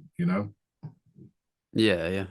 Yeah, well, let's go on to Andy then, because you mentioned that you found out he was leaving before the band did themselves or something. What No, it happened there? wasn't before the band did themselves, but it was before Oh, before anyone else outside. Sorry. Yeah. anyone else outside. And again, like I'd have been what 19, 20 at this time. So what do you do with that info? So I probably got to be careful how I how I explain exactly how I came into this information, but I would have been, let's say I went to see a gig by a band who were associated quite closely with the Arctics, and then it would have been Manchester, and I got a lift back to Sheffield with, let's say, someone from the management team of that band, not the Arctics. And let's just say he had a very like a loose tongue. He like just spilled the whole thing. Was like, this is going to happen soon. It's you know, it's gonna break in the next couple of weeks. It's been agreed, it's happening, sort of thing. And I kind of, What is it? What is the official reason? I've heard Andy talk about it on a podcast, but he kind of I don't know if he knew himself type thing. I don't know. Was okay, it so kind of made for? here's my take, and I might have to put a few allegedlys in here just in case the lawyers are listening, right? So at the time, it was talked about as he had exhaustion, right? So he dropped out of some tour dates from exhaustion, which I think could well have been true. There's no reason to doubt that's the case, and they drafted in Nick as a kind of a stand-in at the time. And then it was kind of agreed, well, Nick's actually doing a really good job, so we've decided to kind of keep him on. I've heard allegedly that a lot of the bass on the debut album was played by Alex, or some of the trickier bass parts. In that, no doubt, in Andy's like a good musician, but maybe again, if you use maybe the football analogy, maybe he was a championship player who couldn't play in a Premier League team, maybe in terms of just. And I think that's my sense is they looked at it and they went, "This has happened so organically, so quickly." I don't think it was a band decision. I think it's probably a management and label decision. That's my opinion. I'm not stating that as kind of a fact. And it was horrible because I remember kind of running it. And again, he was really close mates with John McClure, Reverend. So we'd be in a lot of the same places at the same time. I used to say to him, "Look, if you ever want to have a chat about this on record, right? Obviously off record, whatever. But I'm here to give a kind of sympathetic ear to it and let you tell your story." But you could tell that he'd obviously been, in my opinion, tied up in kind of legal stuff of, if you exit the band, here's the suitcase of cash. You're not to talk about kind of what's happened. And it's come out in obviously subsequent years of just how much it broke him, and kind of understandably so. And I've seen in recent years he's done a bit of music stuff, he's done the photography stuff. I wouldn't say I knew him particularly well back in the day, but we obviously I'd interviewed him and seen him around, and he was mates with people that I knew. And it's good to see he does kind of seem back on his feet, because it's one of those scenarios that probably none of us can really, again, it's like it's probably like playing for City as a youth player and maybe playing in a cup final, but then being released the next season, the high of having a taste of it. And then and look, he then was in Mongrel, Reverend's band. He was in Reverend the Makers, I think, at one point. So he still had a pretty, by average standards, a pretty great music career, and played on stages that people never will. But yeah, it was tough to watch. And I guess I woke up the next day, just to go back to kind of where we started this story. I woke up the next day after getting back from this gig. I'm like, bloody hell, that's quite a big story. But I feel like if I now just skip off to the NME, or frankly, if I go off to the Sun, like, they're going to give me more money than NME are for this story, and NME will pick it up from there anyway. I've lost all trust of this kind of circle of people. So I'm not going to do anything with it. I'm literally, my 20-year-old brain at the time was like, the right thing, the short-term thing to do would be to sell this story and get a couple of grand. The long-term thing to do is to sit on it. And, no one has expected that this guy from the management of this other band was going to tell me this. That was definitely not in their plan. Let's say he probably wasn't in the best frame of mind during that drive across. But if people want to hunt out who he is, what I'd say is Mongrel, Reverend's kind of side band, did write a song about him. there's a song about this guy because he wasn't a manager of this other band for very long. Let's put it like that. And they probably couldn't have anticipated that he was going to spill that to me on that drive. And I thought, it's just not. I've got to live in this city for another couple of years, right? It's not worth the short-term gain of selling the story for the long term of actually. No, I'm gonna sit on this. Also, I guess a bit out of respect for Andy as well. It is people. I wasn't a scum sucking tabloid journal. I was a music journalist, right? And it's not maybe wasn't my kind of story to tell at that moment. Maybe I don't. Would I have done something different 10 years down the line? I don't know. But at the time, that seemed like the right thing to do. So that's what I did. I definitely think it's the right decision, mate. Yeah. Especially if you're going to sell it to a red top, you're going to feel a Mm. bit dirty after that, aren't you? But I still sold a few things to the Red Tops, right? I mean, I still had to eat, right? So, but nothing that hurt anyone. what like? Oh, Oh, just tidbits here and there about you know bits and pieces. yeah, I Nothing. guess like the guitar scene was quite was mainstream, wasn't it, at one point? Oh, it was, yeah. Like if you saw Pete Doherty here doing this, that's an easy 100 quid, isn't it? Which NME aren't really going to be that interested in. So yeah, it would only be star spots and things like that, right? Not people's whole worlds caving in. That wasn't really for me. Nah, fair play. I'm looking forward to planning to go to Andy's exhibition this weekend, I think. So Yeah, I'd love to go. I saw that he's got that book out, and yeah, the exhibition's in Sheffield, isn't it? yeah, gonna try and drive across, I think, on Sunday. Hopefully buy a book there. I think there's like a limited amount of books you can buy from the exhibition. But I didn't realise that he was taking photos at that point, really. So it's I quite think, cool. I think, yeah, I think it came out subsequently. He was quite. I mean, I think he's already done some photography stuff, but yeah, he must have been. And like again, like I think that probably is an indication of he's in a good frame of mind now, right? That he's able to, you know, look back on it and say, well, actually, here's the photos of this mad couple of years of my life. No, Uh, yeah, definitely, yeah.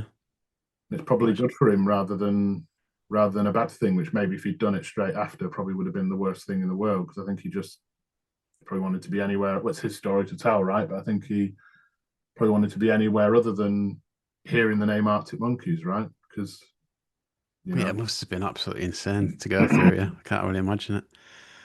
Um, but then a couple more points before we finish. What happened the night you ended up playing Party Matchmaker between the Rapture and Arctic Monkeys? so that was an interesting one. So I'd gone to see the Rapture at the Lead Mill, um, either with I was either with John McClure or I'd seen him there. I can't remember which, right? And can't remember how I ended up in the dressing room afterwards. And again, I wasn't interviewing them, wasn't reviewing them. Good gig. It was around the time they'd just done the second album. Obviously, they had the first album that they blew up, and then the second album got bad reviews. I thought it was actually pretty good. I think it kind of fell off a cliff from there. And I think John was like, "Oh, there's a bit of a party going on, either at Alex's flat or Alex's mate's flat in Hunter's Bar, somewhere like that." And they're actually, like, we'd love to go and meet Alex. So Reverend was like, right, if I give you half the band, you go and get one taxi, and then I'm going to get a taxi. It was just kind of coordinating how we're going to get this mob from here across Sheffield. I think it was only Alex. I think it was kind of the rest of the band, but Rapture. There's probably a bit of a mutual appreciation society, right? Like I imagine Alex was a fan of the Rapture were a fan of the Arctics. But again, it's one of those kind of mad moments you look back on and you're like, now my world is very, very different to that. And on a just a normal Wednesday night, you'd be shepherding members of a band like the Rapture to a flat in Sheffield to go and have an audience with Alex from the Arctics. I say that now, and I almost can't really believe I'm saying it, if you know what I mean. But at the time, that was just kind of par for the course for those few years. Yeah, yeah. Was it like just like a normal party? Just people boozing and that? Yeah, yeah. It was fairly intimate, I guess. I reckon there wouldn't have been many more than 15, 20 people there, maybe. Because I remember my ex, well, my girlfriend at the time, now my ex was, I think because I hadn't interviewed I'd kind of been separated a bit from the Arctics at this point. I remember like just trying to, hey, Alex, if you ever I'm pissed at this point. You ever want to have a chat again?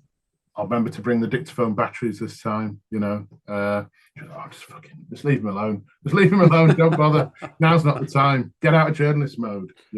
But yeah, that was again, I say I've got a very different life now. 5 kids living in Kent in a corporate job. And it's fun. I always forget this stuff until people remind me of it, if you know what I mean. It's, oh, you ever seen this band? And then it will kind of trigger a memory. Oh, yeah, and I remember the night that. My kids are getting to an age now where because my eldest is 16, I've got a 15-year-old. They're starting to now piece together what I actually used to do as a job, and even they can't quite get their heads around it, to be honest. Nice, yeah. But like, how did things pan out from there? Then you mentioned working on the desk at NME and stuff. Yeah, so graduated from uni, then moved to Nottingham for a bit because my girlfriend at the time was studying there. I thought, well, I could expand my empire even more. I can look after Sheffield, Manchester, and Nottingham, like this kind of triangle of northern cities. And then she kind of graduated from what she was doing, got a job in London. I might go on a little bit here, but I'll keep it as brief as I can. She got a job in That's all London, right. so then I moved. So we moved down to London. This would have been like 2009. Got some shifts on the news desk. Her job was going well. Then about 6 months later, she got pregnant unexpectedly with our first kid. So then I had to move back to Manchester. So I moved back to Manchester. I didn't have to, but wasn't going to bring a baby up in Zone 1 in London. We used to live near like the Nambucca near Holloway. Oh yeah. Not really the greatest place to bring up a kid. So I moved back to Manchester, got a proper job in kind of content marketing, but kept the kind of NME freelancing on the side. Was doing a lot of like remote news desk work. So like they'd do a shift in the evening where you do 5, 6 stories and you just be on hand. Or at the weekend, if you did 10 stories across the day, you'd get kind of a day rate. So I was kind of moonlighting. I had a day job by day, and then by night I'd do kind of the NME news desk stuff and a few reviews, few phone interviews, that sort of thing. And then that was going kind of through the working in the content marketing. I'd learned about stuff like SEO and social and stuff like that. So I started applying that to what I was doing for NME, and the traffic. I'd worked out these tricks of how to get the traffic higher with keywords and kind of stuff like that. So then the news editor job came up a couple of years later.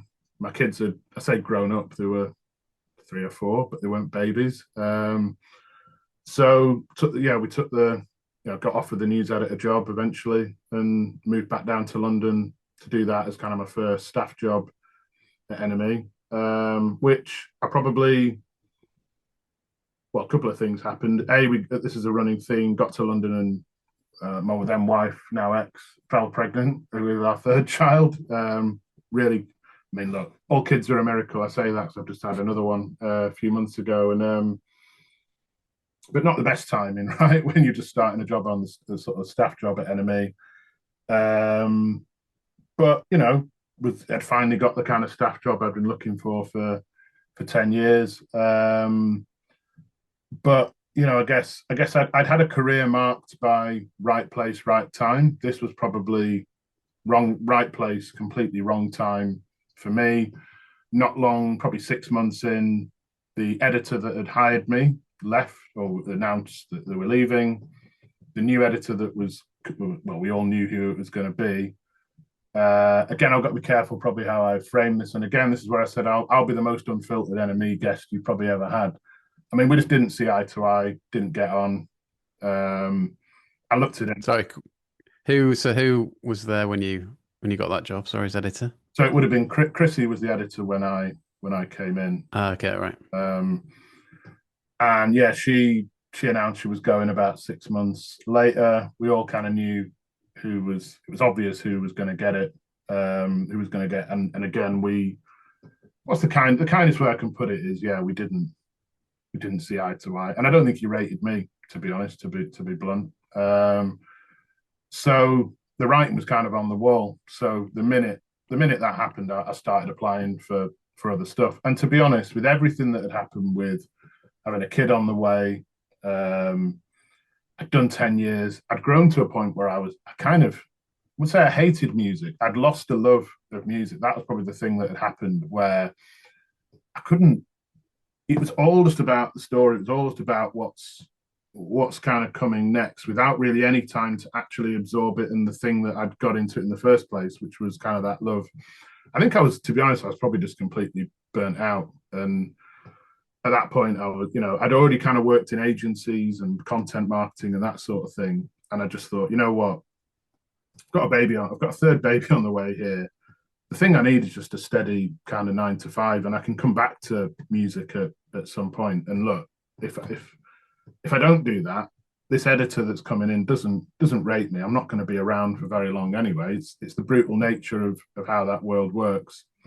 I could have looked for something else in kind of editorial and music journalism. In fact, I mean, the guy who came in wanted me to stay on as a freelancer. He emailed me not long after and was like, sorry, it's not kind of working out here, but if you want to carry on writing for us. But I was like, you know what, this just needs kind of a line drawn under. I've had a good ride for 10 years, but I probably now need to put the focus on being, and I was only like 25, 26 at this point. I had 3 kids.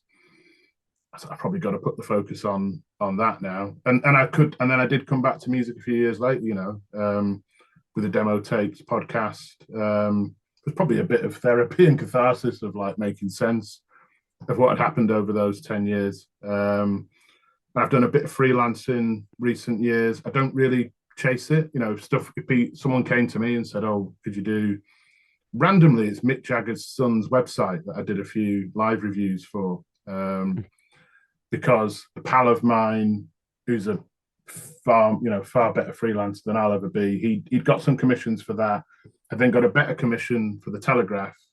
So said, well, if I go and do the Telegraph one, can I put you in as kind of a super sub for Mick Jagger's son's music web? It's called Why Now. So I basically came out of retirement for a few months and did some live reviews for them, and probably would again if the opportunity kind of arose, because I'm back to now kind of loving music. I probably love it more than I ever did. The kids are massively into music. My older, my kind of teenage kids are massively into music. So I'm kind of getting a new appreciation through them. Saw Oasis with my teenager in the summer. But yeah, so I've got a fairly standard 9 to 5 corporate job, but the music stuff kind of sits there on the side, and I dip in and out as and when, as I'm doing tonight, right? Yeah, definitely, mate. I mean, you certainly crammed a lot in to definitely to your early life.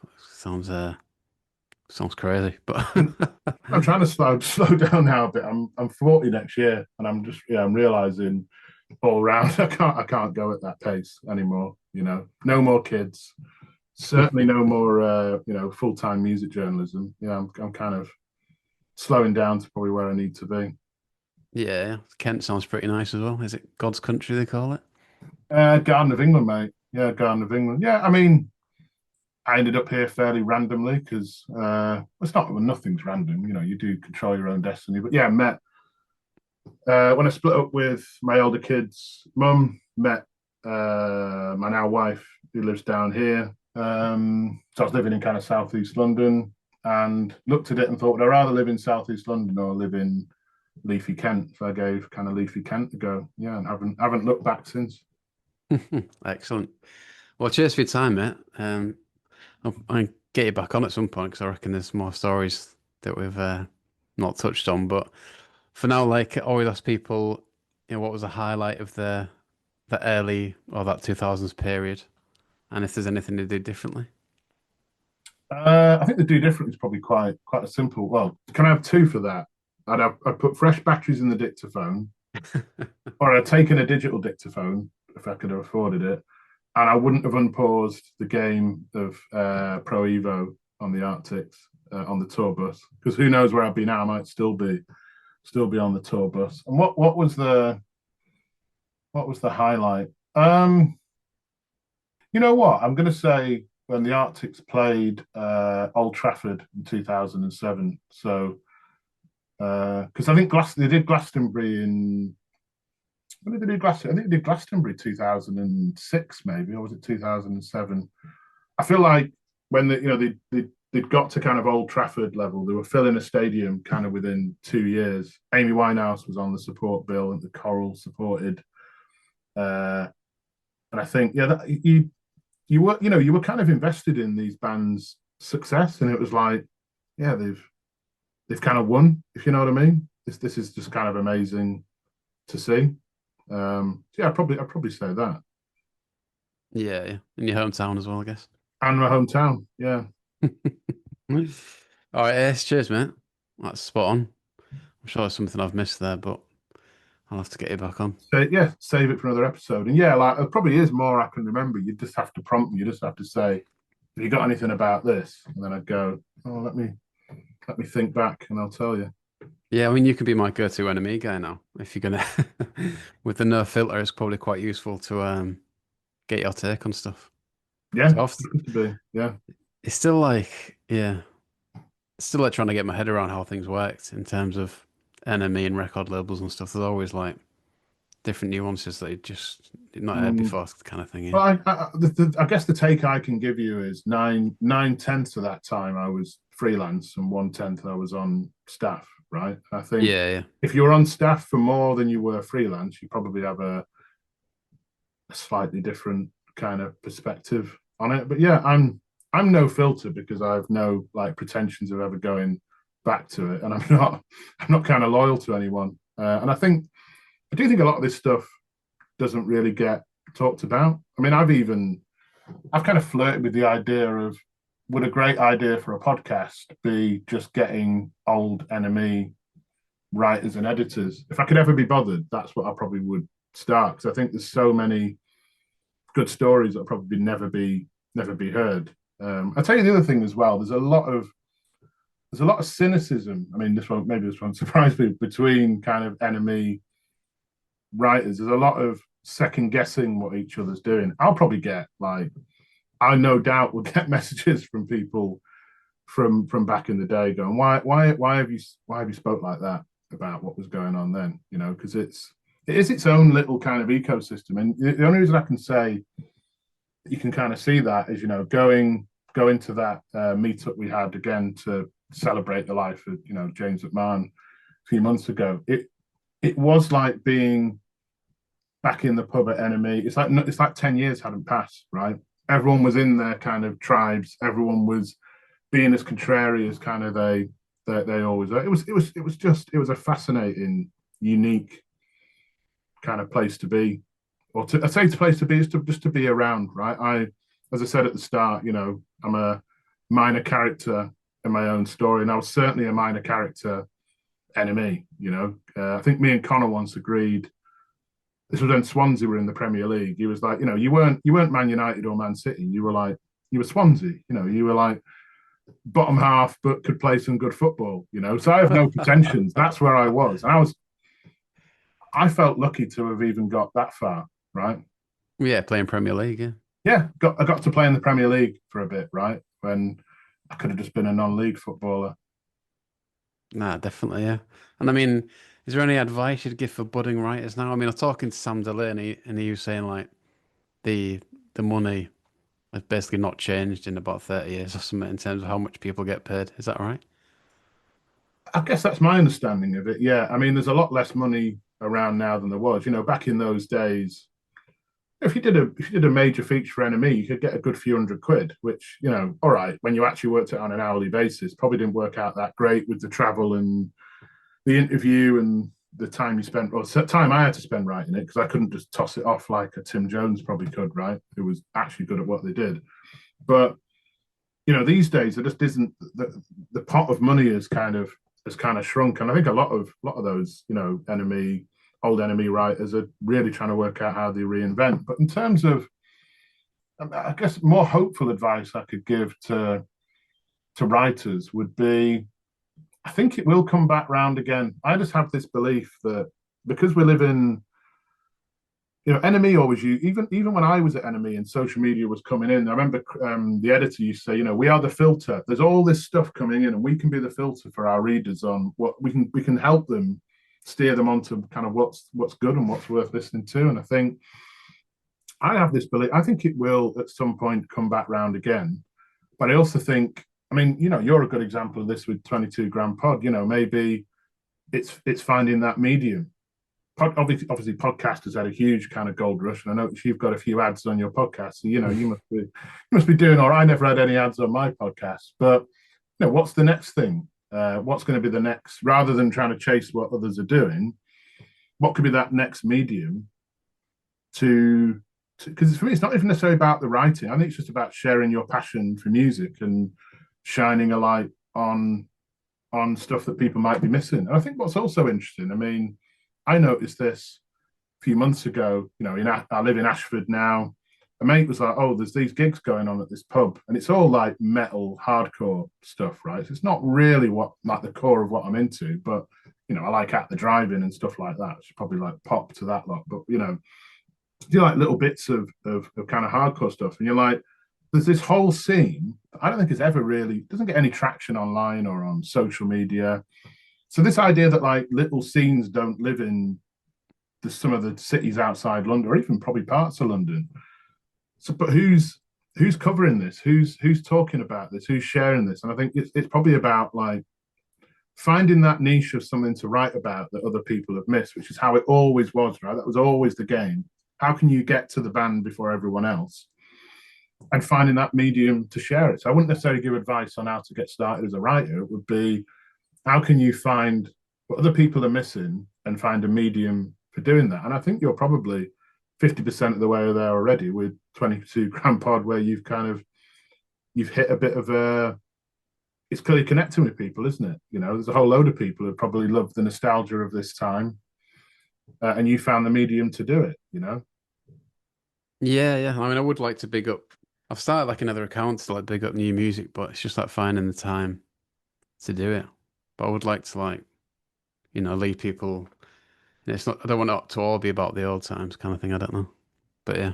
My other advice would be just try and be 20 if you can, because I think then you have got the time. Balancing it with the rest of your life, yeah, can be tricky. Certainly too tricky for me now. Yeah, yeah. But is it that thing we're writing where I think Sam was saying, it's kind of like any skill. It's just about honing it. The more you do it, the better you're going to be. Yeah, and I think now I'm probably thinking about your question from a slightly different angle. I think again when I started out, there was no chat GPT, there was no code. And I do genuinely now with the career I have and some of the things, my first content marketing job, I used to write 30 articles a day for various online. It sounds crazy, but that's genuinely what I trained to do. And I could write an article in 7 minutes. I got it down to absolutely mad. That's a whole separate story. But I think, well, what if I'd have grown up with chat like my kids are now with ChatGPT Copilot? This thing sat there that can do it for you. I'd like to think I would still go, well, no, I'm going to reject that because I want to kind of find my own voice. And I don't think any Copilot or ChatGPT, even if you told it, write a review of the new Strokes album in the style of Mark Beaumont and Tim Jones, and it would go out and find all their stuff, I still don't think the tech would replicate. Because for me, it was always just about, whether I was reviewing an Arctic Monkeys stadium gig, which I did many of those, or a new band, it's like, what's the unique angle here? This is less about how I write, and it's more whether it's the start of the gig, the end of the gig. Your review can start. And I always used to, when I was on, I used to work in the office at NME and the staff, and you'd get the kind of workies would come in. It was like almost like the holy grail of work. To get work experience at NME at the time, they had to wait 12 months often to get in. And at the end of the week, they'd get a review, and I'd usually put my hand up and say, I'm happy to spend time with them. And I'd say, you've not written a review there. You've written kind of a diary of what happened on the night. What you need to do is, what was the one exciting thing that connected with you at that show? It might have been the last thing the singer said before they left the stage. It might have been something that happened in the queue. It might have been a fight you saw in the toilets that kind of. So I think my advice to writers will be, I can't tell anyone how to write, but the thing I was obsessed with was like, what's that unique angle that no one's ever taken? I mentioned reviewing an Arctic Stadium gig. I remember watching, I think it was the O2, and I was like, I got fixated on Jamie Cook, and I was like, no one ever talks about Jamie Cook. What is this? What is the mayhem of this? What does this look like through his eyes? And the whole review was written like, no one's ever talked about this guy, so I'm going to review it from the angle of like, what would it be like to be Jamie Cook? I think that was the open line of the review, because I was always thinking, well, what's the angle that no one's ever taken? So I guess in the age of AI, and this is something I'm dealing with in my kind of corporate world, kind of corporate job at the moment, it's like, how can you be obsessed with originality, a unique angle, the thing that no one else has thought about? And I think if you have that, the writing will flow. And I think that's the sort of thing that gets the attention of editors who don't want cookie cutter, particularly because anyone can watch a YouTube clip now of a gig and tell you what happened. It's more, and this is what I got taught, early on by some of those people I said, that steered my career. It was like, don't tell us what happened. Tell us what it meant and how you felt when you watched it. I think if you follow that, you're quite along the way there to being a good writer. I can't tell you how to structure a sentence. I'm terrible at all that. I don't know how to deconstruct the English language. I genuinely don't. My kids know more about that than me. It's just about having ideas, I think. No, that's really interesting, mate. Yeah, definitely. It kind of makes sense, yeah, as well. Yeah, I'm definitely going to try and do it a bit more, I think. Um, Here and there. I started like a Substack, whatever, but yeah, that's really interesting. Nice I one. think the other thing you need as well, and I'd be happy to do this, is just like criticism. You need one thing you used to get at NME, and this was probably the difference in writing for NME or writing for, say, like, no offense, but like Sandman would be, you would have editors who would tear it apart, send it back to you. This is good, but it's not good enough. Have you thought about this, this, and this? And I think that's the other thing I think makes you a better writer, other than just copying what Tim Jones and Mark Beaumont, brilliant styles, Gavin Haynes, like, is someone who can kind of actively criticize. So, if you write something, more than happy to take a look and, you know, tell you what's good about it, but tell you what I think could be better. And you can choose whether you want to take that or not. No, definitely, yeah. I need that kind of feedback, definitely, yeah. Yes. But we were able to take that criticism quite well then as like a 19-year-old. I guess not everyone would be. Um, I think so. Yeah, I think so because I recognised. I always used to view it as rightly or wrongly, like every review could be my last. Like this, without being like harsh. I didn't. I wouldn't want to be like the Andy Nicholson situation of kind of having this thing. I came from fairly. Listen, I didn't have an impoverished childhood. Whatever. But I came from fairly humble beginnings, and I definitely viewed this getting a chance to write for NME as like it was the golden ticket in Charlie and the Chocolate Factory, right? It was like for that reason, I'm gonna grab this and throttle it for all I can, and I'm not gonna, not gonna let this slip. So every review I wrote, I thought, well, this could be the last one, and if I get some feedback, that's got to like go back into the algorithm to like, well, I won't do that again, like. If you can just learn from it, yeah.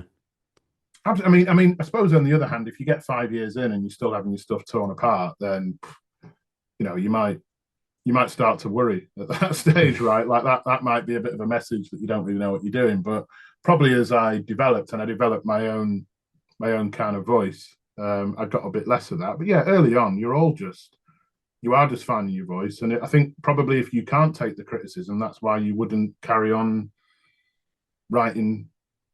Probably wouldn't carry on writing for NME because you have to be able to take that. You have to, sometimes your pieces might get spiked. You might not just reviews. You could do an interview. The piece can get spiked. I mean, sometimes that's because they decided they weren't going to go ahead with it or whatever. But What do you mean spikes? Sorry. spikes is where they just drop it entirely. So Okay. you do a review, they lose a page, as in didn't sell enough ads that week, so the mag's going to shrink. And you get a kill fee. You get 50% of what you'd have been paid. I mean, I did interviews where like, when's it running? Oh, soon. No, we can't run that. We decided to spike it, and I don't think it was the quality of the piece. It was just because it was heavily competitive to kind of get in. But yeah, I think feedback is probably one of the most important elements that makes you a good writer. And I don't know, just I'd always get my kind of fellow writers to critique stuff. When I got years down the line, I'd sometimes just have a look at this before I think I can get away with this. Like, because I used to try and push the boundaries of good taste. as far as I could. I mean, I don't know if you remember. Um, I did a piece about Record Store Day years and years. I don't know if you remember this piece. It was like why I don't care about Record Store Day, and it was the most read blog kind of in NME history at the time. Really? Um, because what had happened was, so I know we're trying to wrap up there, but No, it's all right. let me just get this one in because I was infamous for about 10 minutes for this.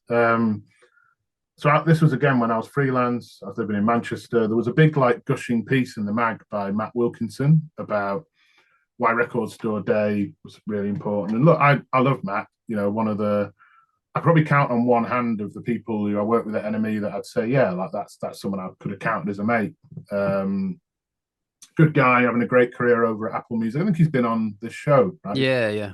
And I mean that guy, no cynicism about him at all. He just loves music and knows loads about music. It's as simple as that. He's as hardcore as it gets, and you can't get close to him. I think in terms of just the dedication to what he does. But I fundamentally disagreed with this article in the mag.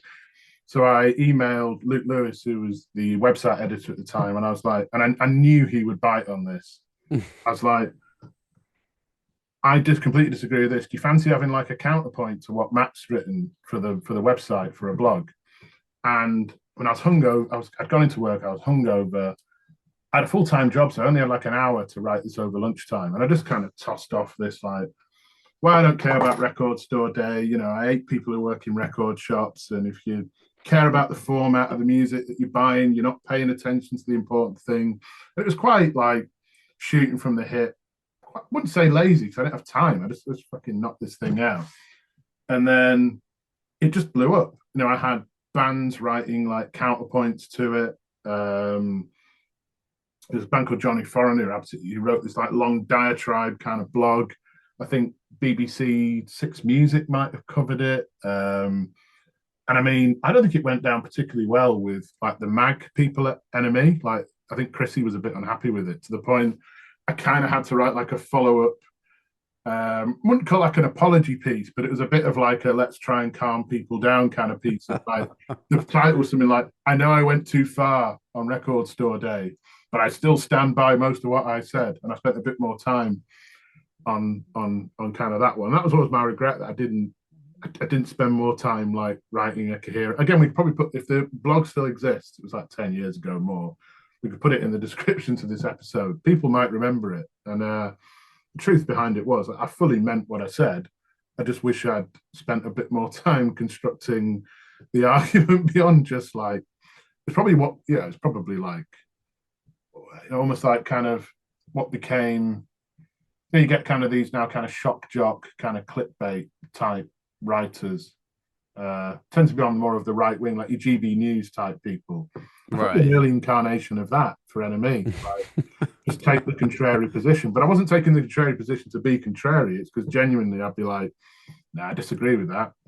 Can I have 50 quid for a blog that I'll knock out in my lunch hour to give the counterpoint to that? But sometimes the downside of that is you probably should have spent a bit more time constructing a watertight argument that couldn't be quite easily just kind of knocked down. And it was. No, it's interesting. That's the reason why I started a Substack was because people like going on about how great this Oasis reunion was, and I didn't agree with it. So, well, it's not I didn't agree with it. I just saw it from a different point of view, and that's why I wrote. Felt compelled to write something about it. Well, there Uh, and therein is exactly what I said about it's about having an idea and an angle, and ideally an idea and an angle that other people aren't going to have, yeah. and then away you go. Oh, yeah, definitely. All right, mate. Well, I guess we'll pick up next time. I feel there's like more. I feel like there's more to the story, but Oh, there's plenty more. Yeah, we just skimmed the surface. But I'll need to go and remember some more stuff. I did a bit of revision on Arctics over the weekend just to make sure I could remember it all. But yeah, I'd be happy to come back on, particularly again because this is the podcast. When my podcast was kind of winding down, this one was coming up, and I was like, I wish I'd thought of 22 Grand Pod as a name for our podcast because it's genius. no, yeah, nice one, mate. Appreciate that. Yeah, no problem.